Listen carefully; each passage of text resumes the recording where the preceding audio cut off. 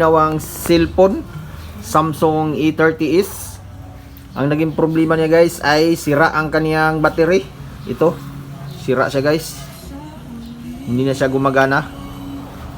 Ayan, 3.85 volts, 4,000 milliampere. So wala na siya guys, sira na ito guys, hindi na nagcha-charge. Kaya kinonvert natin siya guys, kasi ininstalla natin siya ng bagong LCD. Pag power on natin, hindi siya mag power on kasi sira pala ang kaniyang battery. So para matry natin ang cellphone guys na okay ang kaniyang LCD, ito ginawa natin ng paraan.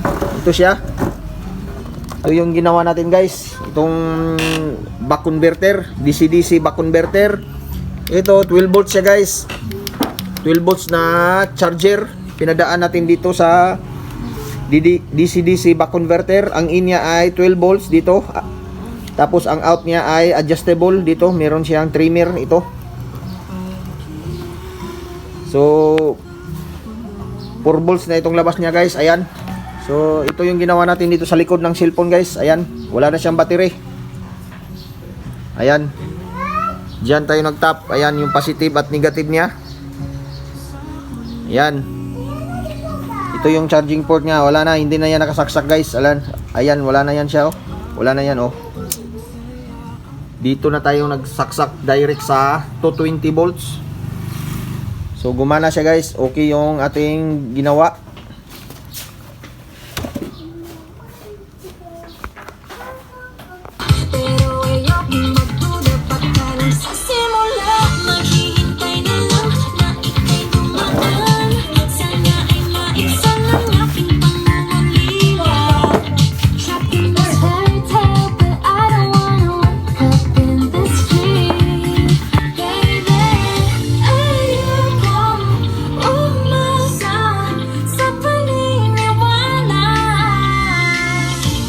Pag-asa nga ba na baka